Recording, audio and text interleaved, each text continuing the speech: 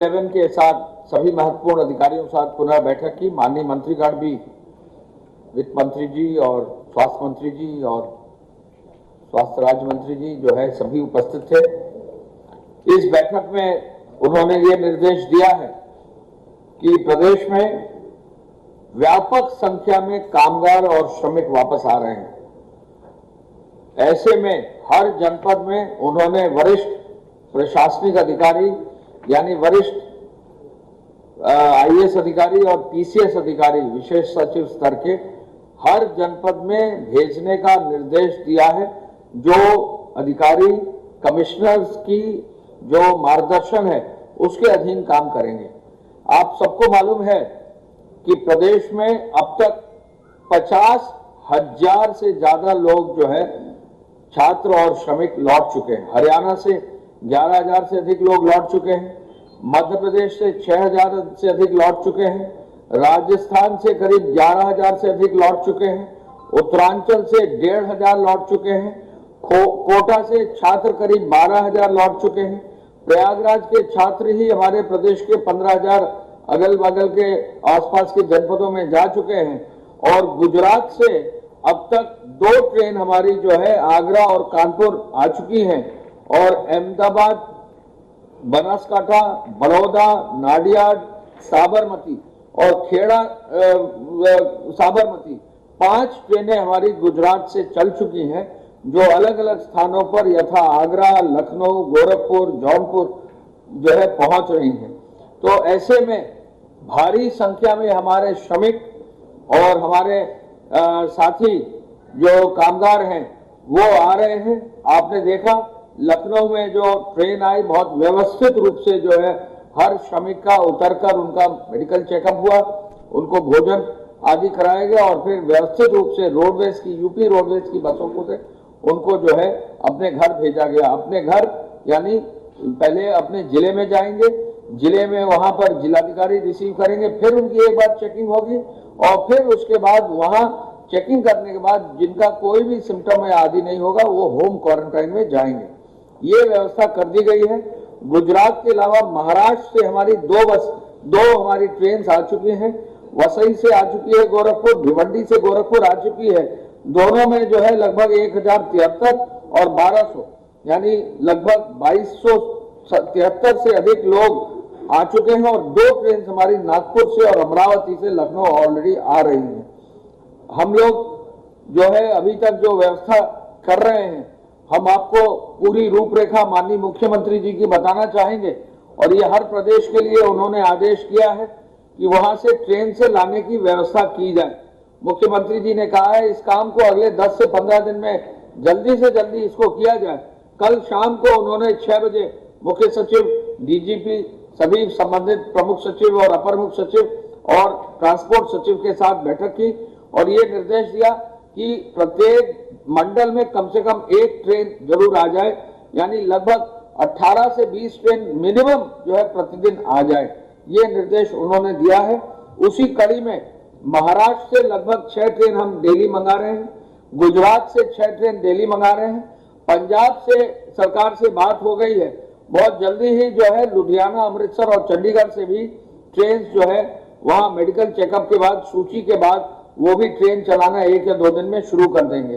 कर्नाटक से पहली ट्रेन जो है बेंगलोर से चालू करने के लिए हम लोग ने सहमति दे दी है और केरल से भी ट्रेन लाने की व्यवस्था हम लोग शुरू कर दिया और जितने भी प्रदेश हैं उन सभी प्रदेशों को पत्र जा रहा है या चला गया है कि वो अपने प्रदेशों से, उत्तर प्रदेश के रहने वाले हमारे श्रमिक और कामगारों को ट्रेन से यदि भेजेंगे तो हम लेने के लिए सहमत है। ये मुख्यमंत्री जी के आदेशानुसार कार्रवाई कर दी गई। मैं ये भी बताना चाहूंगा कि आज मुख्यमंत्री जी ने यह निर्देश दिया कि जहां ये जो कामगार और श्रमिक लौट रहे हैं पर्याप्त संख्या में मेडिकल टीम भी जो है उपलब्ध रहे, ये बहुत आवश्यक है। ये निर्देश उन्होंने दिए कि क्वारंटाइन सेंटर और शेल्टर होम में जो लोग हैं उनको कम्युनिटी किचन से भोजन की व्यवस्था उनको सुचारू रूप से मिले। अलग अलग अधिकारियों को क्वारंटाइन सेंटर और अलग अलग अधिकारियों को जो किचन है उनकी जिम्मेदारी सौंपी जाए, जिससे कि हम लोग जो है फील्ड में इंश्योर कर सकें कि हर सेंटर की और हर कम्युनिटी किचन की अच्छी व्यवस्था हो। जो भी कम्युनिटी सेंटर या किचन अगर है तो वहां पर, और जो क्वारंटाइन सेंटर है उसकी जियो टैगिंग भी करा ली जाए, साथ साथ जो है वहां पर कैमरे भी लगा दिए जाए जिससे वहां की व्यवस्था और उसकी मॉनिटरिंग भी की जा सके। उन्होंने जिलाधिकारियों को आदेश दिया है, ये बहुत आवश्यक है कि हर जिलाधिकारी अपने क्वारंटाइन सेंटर का प्रतिदिन जो है निरीक्षण करे और इसमें अपने वरिष्ठ अधिकारियों को वहां जाने के लिए भी निर्देशित करें। मैं आपको इतना और बताना चाहूंगा कि मुख्यमंत्री जी ने आदेश किया था कि जो भी व्यक्ति इंस्टीट्यूशनल क्वारंटाइन में है, जो जिले स्तर के क्वारंटाइन में है, उनको होम क्वारंटाइन के लिए 14 दिन के लिए भेज दिया जाए। अब तक जो है आज या कल में सभी जिलाधिकारी अपने यहाँ लगभग जो 60,000 लोग क्वारंटाइन में हैं उनको अपने होम क्वारंटाइन में भेजने की कार्रवाई कर रहे हैं। केवल अस्वस्थ लोग जो है उनको ही जो है चिकित्सकीय व्यवस्था के साथ उनको आगे जो है उनका मेडिकल परीक्षण और मेडिकल उनका उपचार कराने का निर्देश है। हर व्यक्ति को 1,000 रुपए तक का भरण पोषण भत्ता मिले, राशन का किट मिले, ये भी निर्देश उन्होंने दिया है। और उन्होंने ये भी निर्देश दिया है कि ग्रामीण क्षेत्र में ग्राम प्रधान जो है अपने पूरे गांव की व्यवस्था देखें और शहरी क्षेत्र में सभासद भी अपने क्षेत्र की व्यवस्था देखें जिससे कि कोई कठिनाई किसी तरह से ना आए। हॉटस्पॉट्स में कर्मी जो कार्यस्थल पर कार्य कर रहे हैं वो नहीं जाएंगे, यानी अगर हॉटस्पॉट में कोई भी कर्मी है वो घर से बाहर नहीं निकलेगा, न अपने कार्यस्थल में जाएगा। इसका कड़ाई से पालन करने का निर्देश उन्होंने दिया है। उन्होंने ये भी दिया है कि हर आदमी मास्क और फेस कवर लगाए, कोई भी किसी भी रूप में कठिनाई ना हो, सोशल डिस्टेंसिंग का भी पालन हो और साथ साथ जो पैरामेडिकल स्टाफ है उनके लिए भी मास्क, ग्लव्स और सैनिटाइजर आदि इसकी भी अच्छी व्यवस्था कराई जाए। इमरजेंसी सेवाओं के जो चिकित्सालय हैं उनकी सूची संकलित करके पब्लिक डोमेन्स में दी जाए जिससे हर जनपद में जानकारी हो कि कौन से सेंटर मेडिकल ऐसे हैं जो कि इमरजेंसी सेवाओं के लिए अधिकृत हैं। उन्होंने ये भी निर्देश दिया कि आगरा, लखनऊ, मेरठ, कानपुर नगर, मुरादाबाद, सहारनपुर, फिरोजाबाद आदि जनपदों में विशेष निगरानी जो वरिष्ठ अधिकारियों के माध्यम से जिनकी चल रही थी वो लगातार चलती रहेगी और वहां के जो अधिकारी हैं उनसे प्रभावी संवाद जारी रहेगा। जनपद का नाम है आगरा, लखनऊ, मेरठ, कानपुर नगर, मुरादाबाद, सहारनपुर, फिरोजाबाद। लेबर रिफॉर्म पर उन्होंने निर्देश दिया है कि बहुत ही जल्दी 1-2 दिन के अंदर जो भी निर्णय किया जाना है वो संबंधित विभाग, लेबर डिपार्टमेंट जो है उसको टेकअप करें। उन्होंने जो है लेबर डिपार्टमेंट के माननीय मंत्री जी और जो उनके अधिकारी हैं उनसे अनुरोध किया है कि वो जल्दी ही अपनी मत देकर इस कार्य को आगे बढ़ाएं।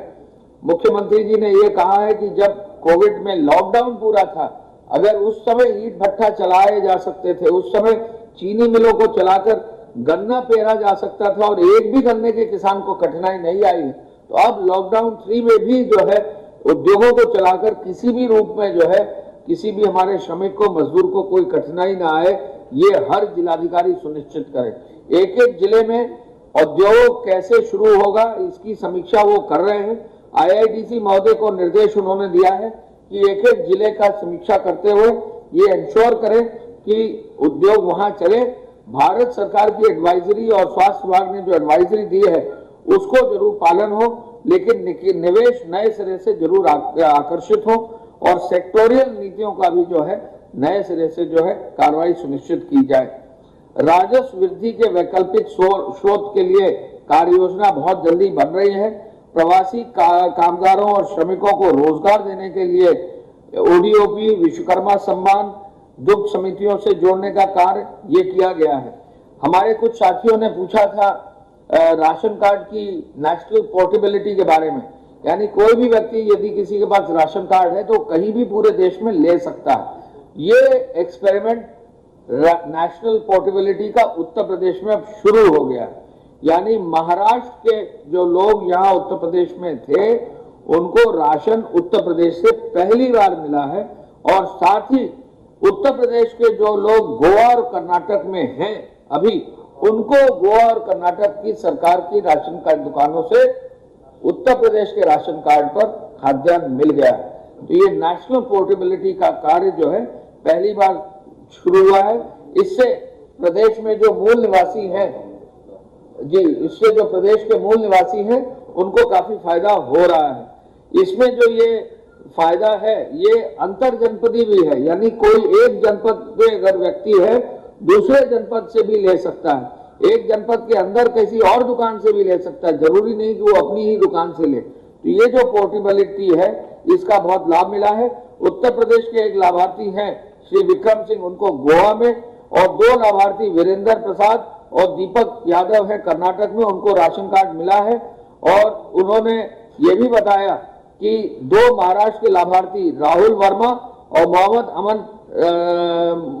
अमन रमजान खान ने पोर्टेबिलिटी के तहत जनपद सुल्तानपुर से महाराष्ट्र के रहते हुए भी राशन कार्ड अपना राशन उठाया है। ये बहुत बड़ा काम जो है जो हुआ है, ये बहुत बड़ा काम हुआ है और इससे बहुत सारे लोगों को बहुत सारी कठिनाइयों से निजात मिलेगी।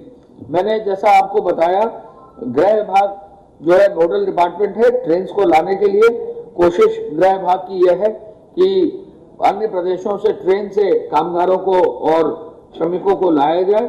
अब तक काफी संख्या में ट्रेन आ चुकी हैं। जो भी कामगार या श्रमिक हैं, यदि वो प्रदेश लौटना चाहते हैं, मुख्यमंत्री जी ने पहले ही अपील कर रखी है कि वो अपने प्रदेश के जो जनपद में जहां हैं वहां जिला मजिस्ट्रेट या उनके कार्यालय से संपर्क करें और वहां से सूची बनवाकर जिला मजिस्ट्रेट जैसे ही यहाँ मांग भेजेंगे, ट्रेन भेजने की व्यवस्था करेंगे, हम तुरंत उसको स्वीकार करके वहां से ट्रेन लाने की व्यवस्था करेंगे और फिर घर लाकर उनको जो है अपने स्टेशन से रोडवेज से निःशुल्क जो है उनको जिले स्तर तक ले जाएंगे और जिले स्तर में चेकिंग के बाद होम क्वारंटाइन में भेजेंगे। ये वहाँ के राज्यों के जिन जिले में उनके वहाँ की उनसे बात करें। हाँ जी, वहाँ के जिला जी जो नोडल अफसर यही काम कर रहे हैं कि वो उन जिलों के राज्यों के जिलाधिकारियों से बात करके, प्रदेश सरकारों से बात करके वहाँ ट्रेन चलाने और रिक्विजिशन करने का कार्य कर रहे हैं।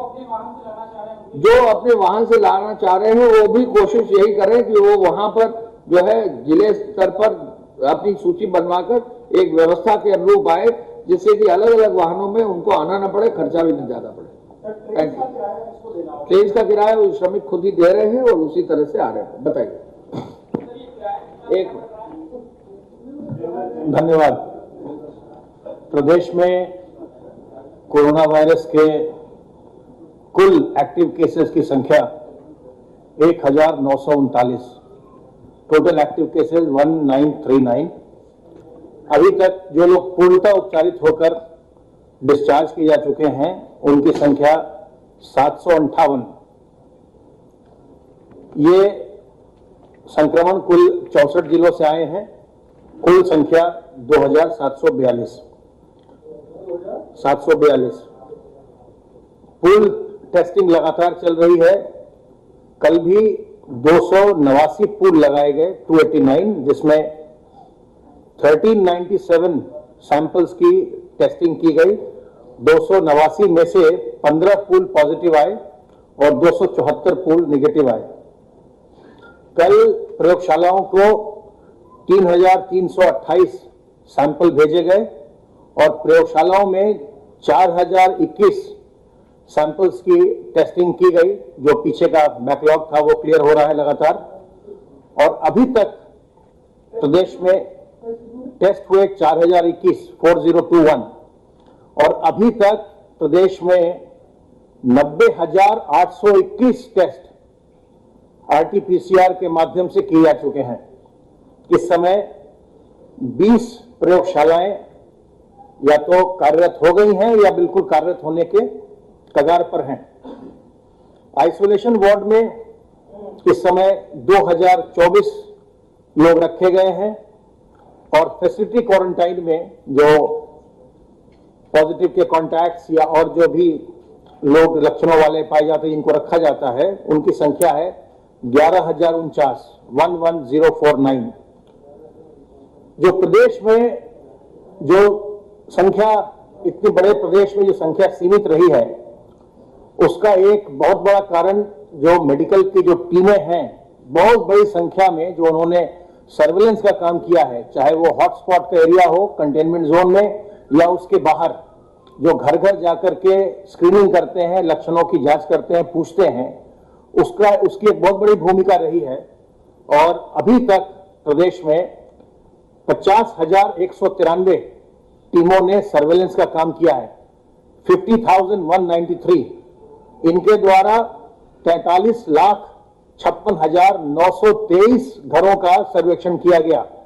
43,56,923 हाउस होल्ड्स उनका सर्वे किया गया है, और जिसमें जो जनसंख्या कवर की गई है सर्वेक्षण में, यह है 2,16,78,495, 2,16,78,495।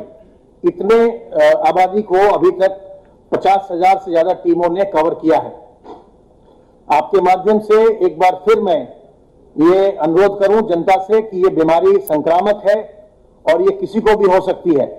सरकार ने इसके जांच और चिकित्सा की व्यवस्था बिल्कुल निःशुल्क की है, इसलिए आप अगर लक्षण पाते हैं तो बिल्कुल ना घबराएं, सामने आइए, आकर के अपनी बीमारी के बारे में जांच कराइए। आपकी जांच भी निःशुल्क होगी, आपकी चिकित्सा भी निःशुल्क होगी। जब भी देखा गया कि जिस भी केस में लोगों की तबीयत खराब हुई, वहां यही बात हुई है कि वो विलंब से चिकित्सा सुविधा पाने के लिए आगे आए। खास करके हमें अपने बुजुर्गों का और जो लोग पहले से किसी बीमारी से ग्रस्त हैं उनका हमको ध्यान रखना है, और जो लोग अभी दूसरे प्रदेशों से जो माइग्रेंट्स आ रहे हैं उनके लिए मैं आपके माध्यम से संदेश देना चाहता हूं कि उनको घर, जो अगर परीक्षण करने के बाद उनको होम क्वारंटाइन में भेजा जा रहा है, तो अपने घर में वो अपने घर में ही रहें, अपने पास पड़ोसी दोस्तों से न मिलें 21 दिन तक, अपने घर वालों से भी दूर रहें, अपने जो परिवार के बुजुर्ग हों और खास करके जो बच्चे हों, गर्भवती महिलाएं हों, या जो किन्हीं जिनको पहले से कोई बीमारी हो, उनसे वो दूरी बरतेंगे, ताकि किसी प्रकार का कोई संक्रमण अगर किसी में हो तो बिल्कुल न जाने पाए, और वो भी जो होम क्वारंटाइन का पालन करेंगे उसमें बिल्कुल पूरी तरह से ठीक हो जाएंगे।